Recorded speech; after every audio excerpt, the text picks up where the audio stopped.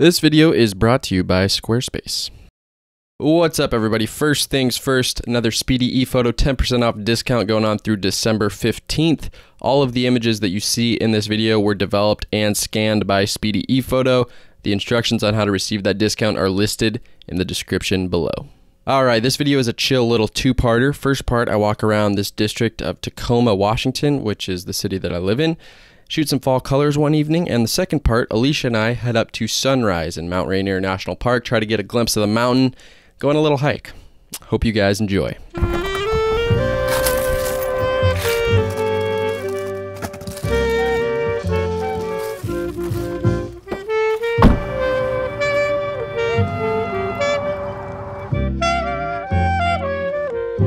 What's up, everybody? Today I'm in a small neighborhood of Tacoma, which is the city that I live in, called Portra.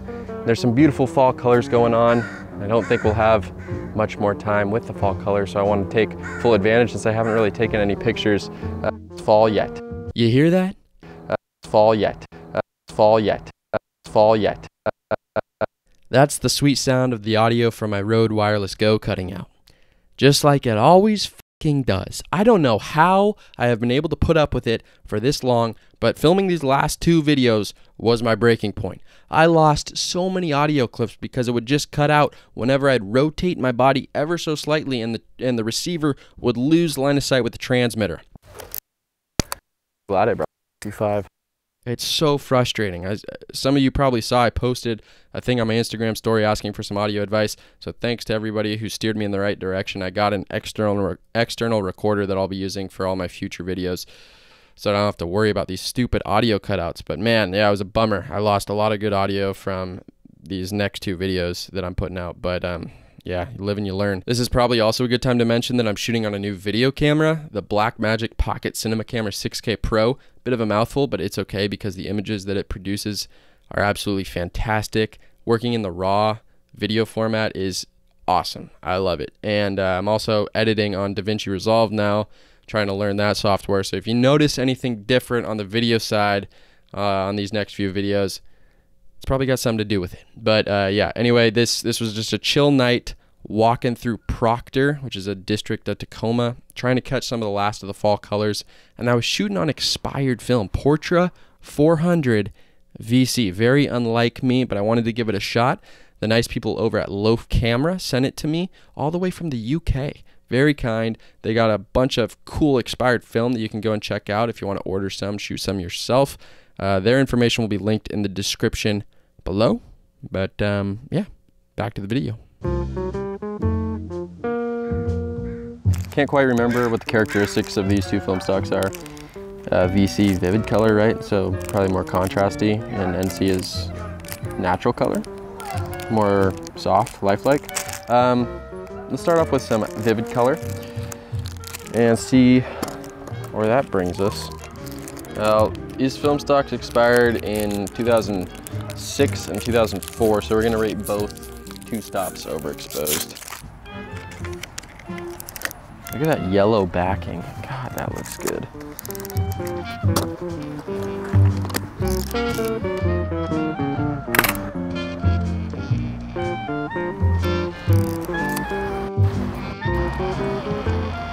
Oh, that car waited for me to take my picture before she drove through the shot.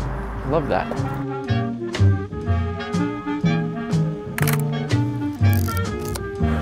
Rating both of these stocks at 100 ISO. And I forgot to bring the 105 lens, which I was gonna do. So, got the 55mm, and so widest aperture is only f4. So I'm shooting all these at like 1/60th or 1/90th. So hopefully the mirror slap on this bad boy isn't too bad.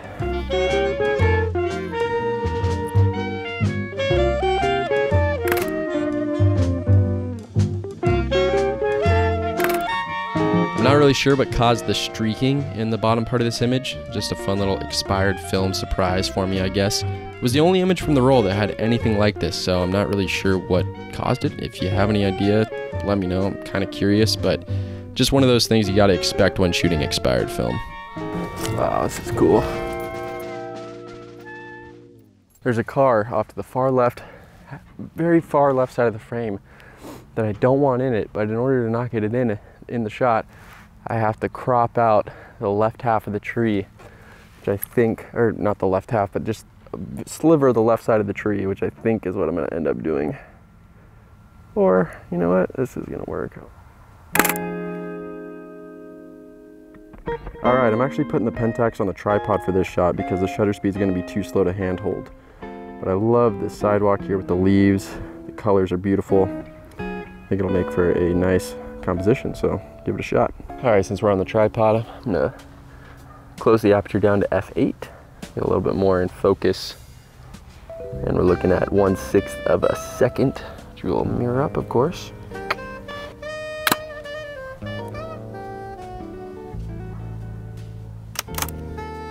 All right, so this is probably a good time to just straight up talk about how I feel about expired film. So the roll that I was shooting on was Portra VC, and I found some information about the characteristics of the 3 different types of Portra film stocks before they transitioned to the one Portra emulation that we know now. Portra NC, or natural color, offers smooth, natural flesh tones. Why the fuck they let the marketing guy say flesh tones instead of skin tones is beyond me. It's probably one of the most disgusting ways to phrase that ever. But anyway, I digress. VC, or vivid color, offers vivid color. Then a later iteration, UC, or ultra color, offered very vivid color. So this Portra VC that I was using kind of stands right in the middle. It's designed to give decent contrast and reasonably saturated colors from my understanding. Now I want to pull up this Blackmagic 6K Pro footage that I shot in B-RAW just with the Rec 709 LUT put on it, no other color correction. This gives a pretty accurate representation of what the actual colors looked like in real life at this particular location. So comparing the shot from the 6K Pro to the image shot on Portra VC, we can see one of the potential issues when shooting expired film, and that is the loss of saturation. Overall, this picture turned out very flat. The colors were just muted, and this is just one of those things that you have to be prepared for when shooting expired film. Now, of course, you can bring those colors back in post for the most part, but it's a bit more of a process than it would be if you were just shooting on Portra or, of course, Ektar. And I'd personally rather just start off closer to that final look that I'm after. Now, if the film was stored properly in a refrigerator and you do expose it to enough light, you'll probably end up with better results. Remember, you want to overexpose one stop for every decade that the film is expired. This film stock expired in 2006. I still rated it at 2 stops over. And you can still kind of see that I'm losing a little bit of shadow detail or getting a little bit of haze in the shadows and even some of the midtones. So unless you know for sure that the film was stored properly, I'd go into shooting expired film not anticipating the best results. But that's kind of the fun part of shooting expired film, right? You never really know what you're gonna get. It's always an experiment, much like shooting film itself, only with expired film, it's a little bit more exaggerated. But for example, I shot a video for my YouTube channel about this film stock last year. I found an expired roll of Fujicolor Super HG2 in my grandma's storage room, never been refrigerated, exposed to heat plenty of times during the hot summers. It was over 20 years expired. I rated it at ISO 50, and I absolutely loved the results. Straight out of the camera, just straight scans. I was really pleased with the saturation, the grain structure, everything looked pretty good. Like if Fuji came out with that film stock today and it rendered the same results that it did the day that I shot it, I'd buy it and use it all the time. So it's just kind of a hit or miss situation.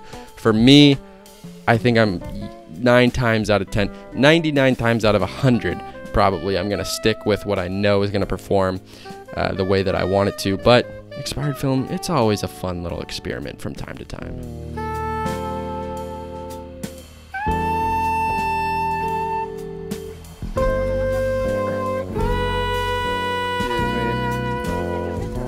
Just the fall colors right here. Yeah. Have a good night. All right, so I've stopped off at this spot, which I've wanted to take a picture of for a long time. I obviously missed the peak of the fall colors, but I think it's still pretty cool with all the leaves on the ground. So I got the Pentax on the tripod and vertical, trying to give it kind of a grand feeling. So I'm shooting low and up, so an up angle, just slightly. Should make it feel kind of big and ominous. All right, F8, 1/10 of a second. I got my cable in the car, so we'll go timer mode. So I gotta time nicely with no cars here. No cars, please, no cars. No cars, no cars, no cars, come on. Sweet.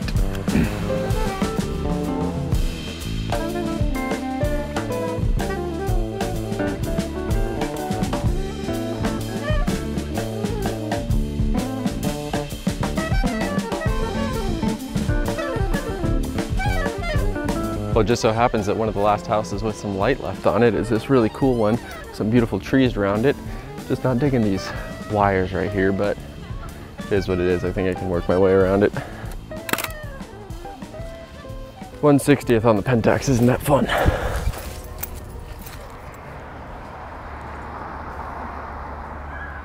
Literally this car right here just pulled right in front of the composition that I wanted to shoot. Odds I pull a Nick Carver and slip him a 10 to move. All right, 2 frames left. Gonna shoot this one. Love the leaves in the yard and the driveway in the foreground. The wide lens is so cool because you can put things that are super close to you in the foreground. That's a nice perspective. So, and I like the Washington Huskies flag as well. And the wreath on the door. There's a lot about this scene that I like. But yeah, after this one, we'll drive a little bit more around the neighborhood and find a good spot to spend the last frame on. All right, f8 at 2 seconds.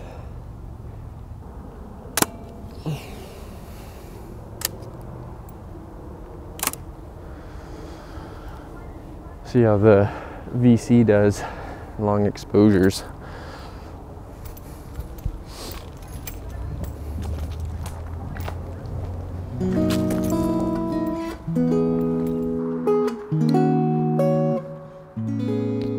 All right, so I've decided to take my last frame of this house right here. I know it's not fall colors or anything, but I figured since it's dark anyway, the colors wouldn't show up that well. And I really like the landscaping around this house. But what drew me to it the most is that it's Halloween night and there's in the window that I think will look really, really cool in a picture. So just gotta frame it up and figure out how I wanna shoot it.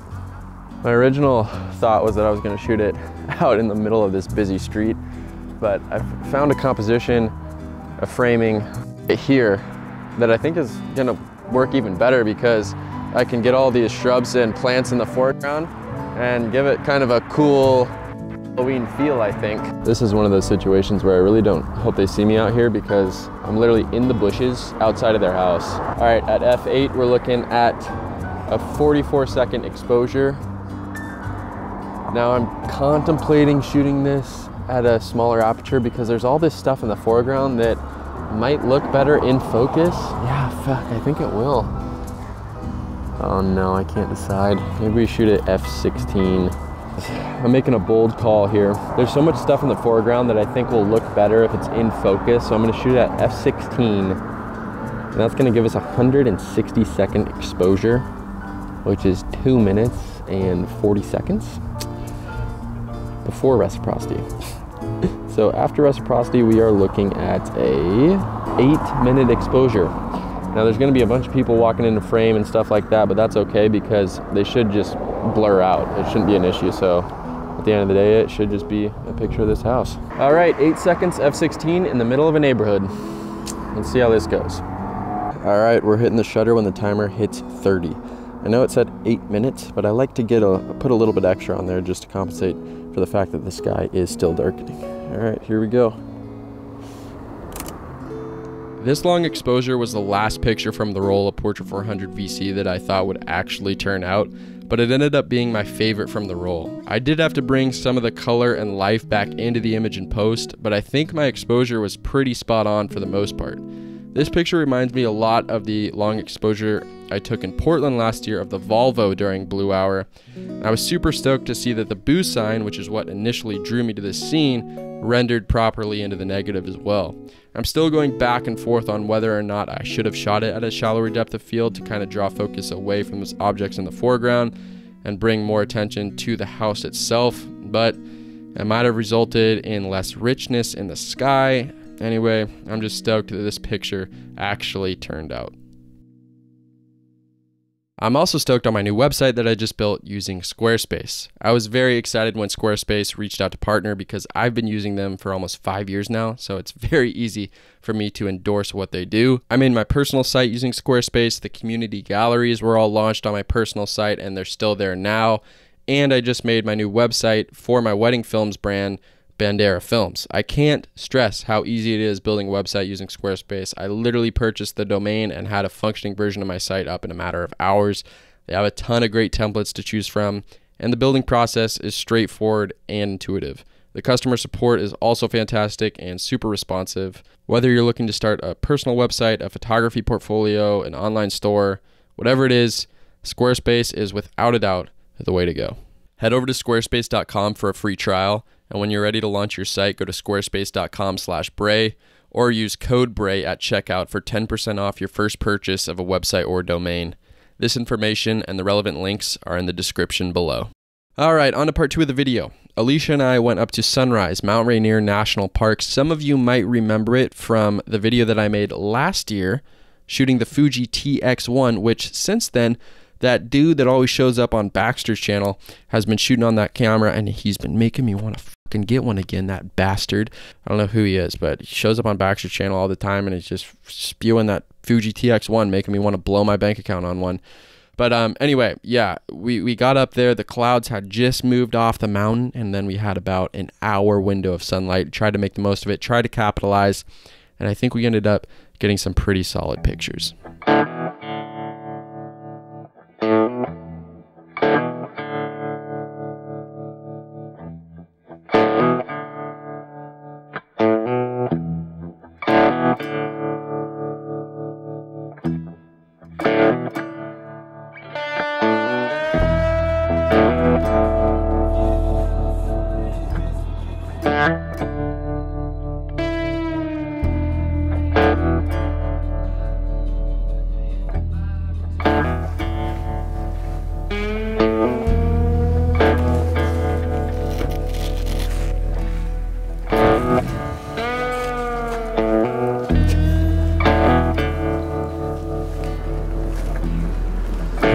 Look at that. That is my girlfriend, Alicia, right there. That's pretty good. She kind of looks like a retired rock and roll singer.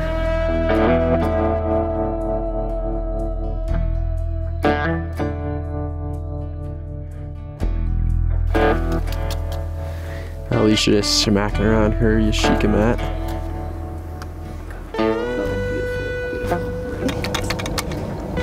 Oh, there we go. Back in business. That's not accurate.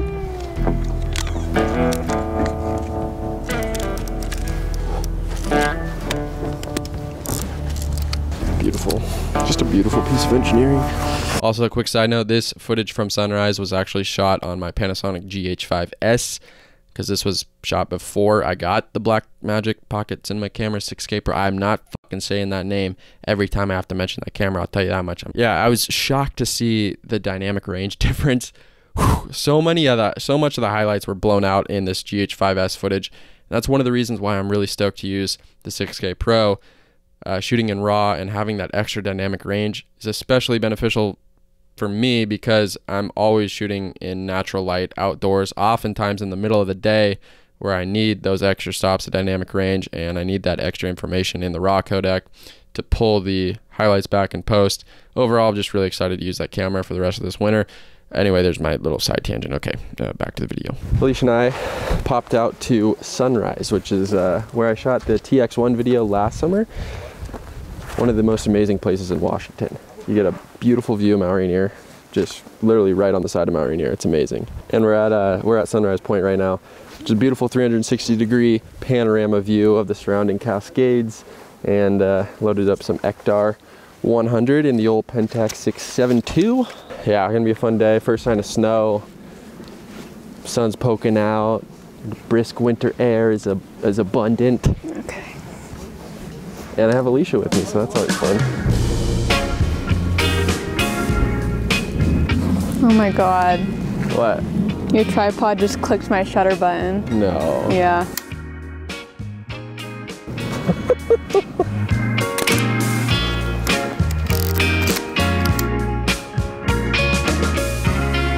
Brae. You should let this car hit you. It might be good for views. Dude. See, this is why I bring you along.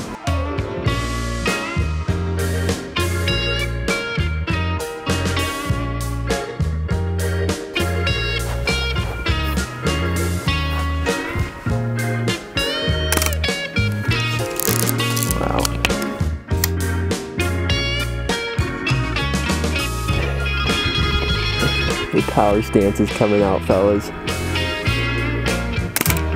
I think this photo really shows where the 55mm lens can excel.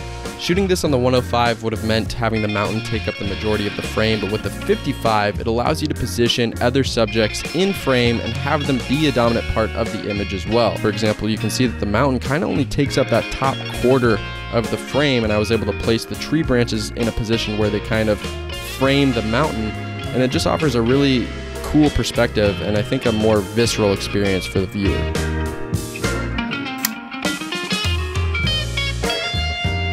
Be sick if we got eaten by a bear right now.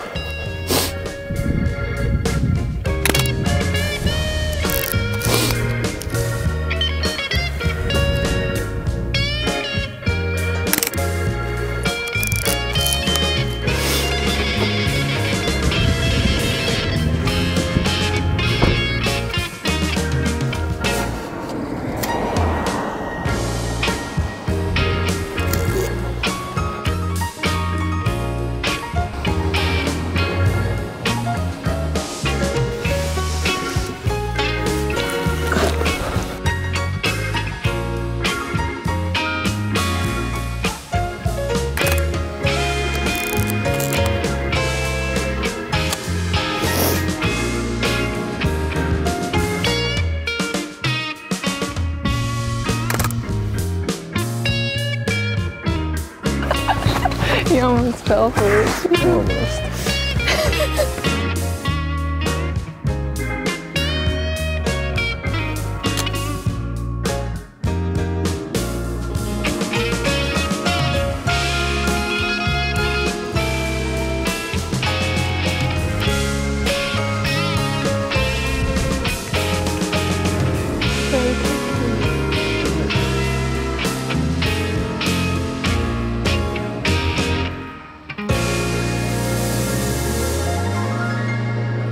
One winter, I want to try to come up here and survive the whole winter out here.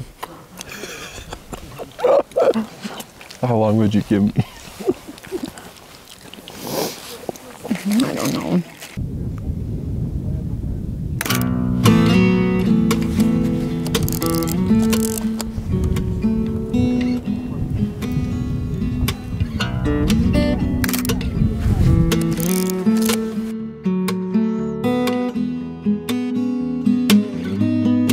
Three, two, one.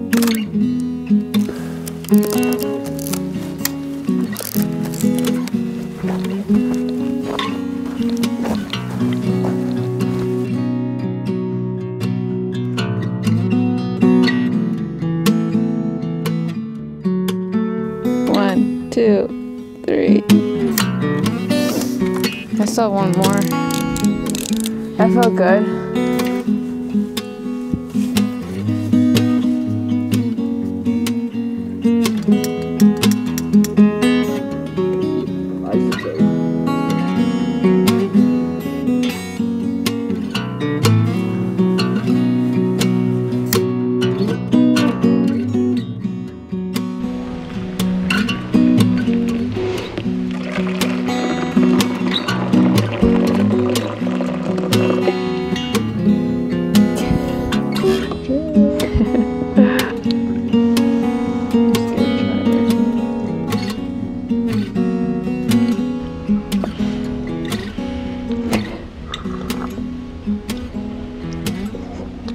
All my Norwegians out there, they'll know the way of the Kuska.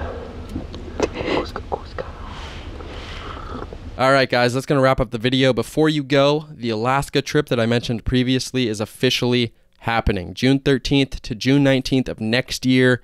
There's 4 spots left. So if you're interested in coming, check the link in the description. You can see the itinerary. You can see everything that we're going to be doing.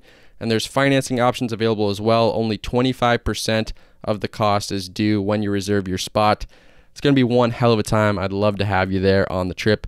Everybody's welcome, by the way. Any age, any gender, anybody is welcome to come on this trip. So yeah, thanks for tuning into this video. I'm back on a regular upload schedule now, and I'm going balls to the wall this winter with the videos and with my channel. I've been wanting to fully dive in for a long time now, and right now, this stage of my life, it's just the right moment to do so.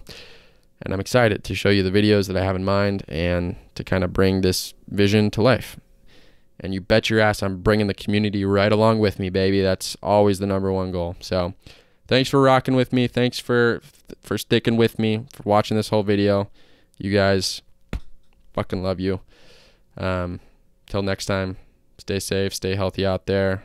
Have a good rest of your day, and I'll catch you when I catch you. Peace. What's up, everybody? Today I'm walking around. What's up, everybody? We got a little short and sweet video today. Fucking birds.